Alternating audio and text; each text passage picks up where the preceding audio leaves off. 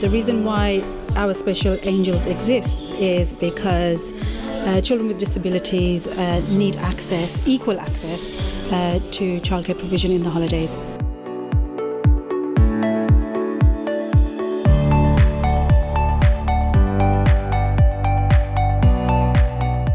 It was just through my personal struggle of finding a suitable provision for my daughter.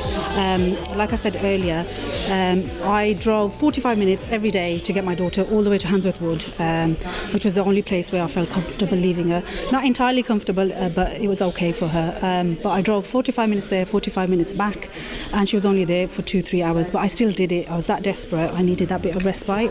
And through my personal struggle, I realised there's nothing for our children. I mean, places say that they're inclusive, but really when you call up and you find out they're not really suitable. So that's how this started. I spoke to my daughter's head teacher, thought that her school is equipped for children with disabilities. It's empty in the holidays, it's not being used, which is shocking, and it all started from there. Zach's at school here, so I was obviously seeing it through school, and when he's been, he's absolutely loved it. Meets in with his friends, really accessible, so he just has a great time and then comes home all happy. But even if there are things out there, unfortunately he isn't able to access them. So swimming, football, basketball, anything that he wants to, anything physical, he loves being outdoors, play areas, anything that he would like to turn his mind to, really. Everybody was excited about the holidays coming. I was really stressed out and I couldn't sleep. Honestly, I had anxiety. When I rang Mariam and she offered the place, and I thought she's joking. I thought it's a scam. You know, it can't be real, no way, and everything. And like, my funding hasn't gone through yet. Not one day did they bother me about the payments or anything. The childcare cost went through yesterday. She's been coming here for nearly 5.5 weeks. And me and my husband discussed it at home. We didn't believe it. And like, you know, they took such good care of her, you know, because she's under special needs. Sevilla, I was worried, you know, will the staff be able to provide for my daughter? They were beyond expectations. Honestly, I couldn't ask for anything more. And I loved it. We enjoyed the holidays. My daughter, she is so happy. She's non-verbal, but she's so happy. Every morning she gets up with a smile on her face, knowing that like mom is taking me somewhere. I've seen Fatima grow over the last 6 weeks. She loves coming here. It's given me time to give my other daughter some time. We've had some family days. I've seen a difference in Fatima's behaviour, her attitude, her frustration. She's calmed down. She's able to share. She can talk about her day. Oh, Mummy, I did this. Oh, Mummy, I did this. You know, I want to do soft play. And I'm thinking, well, where can I take you? You know, there's no way that I can take that. You're going to be safe. You're going to have your own space. They don't do dedicated times around you. Everyone's everywhere. No one understands. This was just fabulous. Because he's on the autistic spectrum as well, he comes to this school, so he knows the buildings, he knows the people, he knows the equipment. They can, and I hate to say it for my own thing, but they can entertain him much more than me and my partner can. We try, but his attitude is different at home than it is here. And he's happy here with all the kids and all the friends that he's made and all the entertainment he's got as well. And it's vital to him. For a family, we'd like more social, because me and my partner don't go anywhere. We don't do anything. We don't go to the pub. We don't go to restaurants very rarely. As a couple, we don't do anything. But as a family, we would like to come to more family days, definitely. I think he'd benefit Lee a great deal here, because I'm a manager at British Telecom, and without the facilities here throughout the holidays and the 6 weeks holidays, between me and my wife, it's imperative that there's something such as Little Angels taking place. And I think the funding is imperative. I think for a family like myself, it's something that we really need, because in this area there isn't such facilities.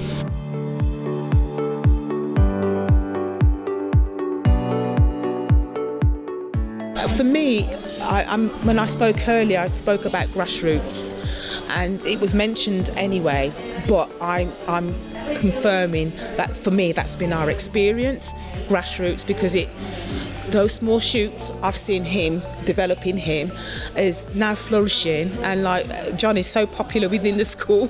He's popular within the special angels group. He's popular at SEND, and his world is growing and it's expanding in a safe way, but in a good way where he can give as much as he's receiving. I'm having a great time here, and I like playing here, even though I like playing outside. Even though I like doing soft play as well. You like doing soft play too? Yeah. What about football? Yeah, and I really like playing football. And basketball? And basketball. You're actually quite good at shooting. I'm even good at tennis as well. Oh yeah, so you're a good sport person. Yeah. He feels safe, he feels wanted, he feels needed, and he feels like he's got something to give. But I do appreciate that we have to create these spaces for him to be able to develop, him and his friends for him to develop, but also that space as well for parents to be able to share and, you know, be able to sort of support each other under an established organisation or, you know, a community group that can support these activities for our children. What we would like is our Special Angels to be actually the majority of the schools in Birmingham and the West Midlands where they're providing holiday clubs, after school provision, and there's enough funding for parents in SEND. They don't have to worry about it. They have it as an option like mainstream parents do, and then, you know, that's a service that we would love to provide, and it's our vision really. Part of my role in the forum is to come to places like this so that we can start collecting proper parents' voices, grassroots level, and find out what is being missed in the city, what is needed, and how we pull that forward so that everybody is heard and everybody gets exactly the same as the next person is entitled to, and that's very important to us as the forum. We're all parents with SEND kids.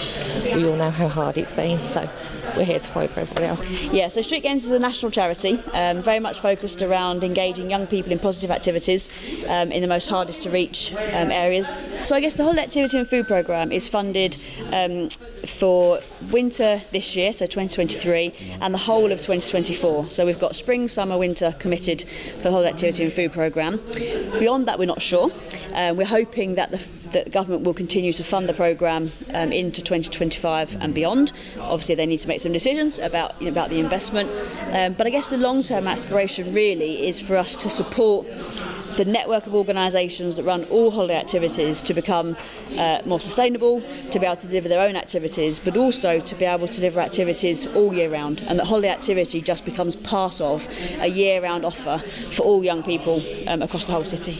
And it's great to see things like this now starting to build so that there is that community, and it's for everybody. It's not just for a certain set of people, or it's culturally acceptable, and everybody is involved and everybody's enjoying it, and the parents are feeling relaxed, which is so important because it's such a stressful thing to have SEND children.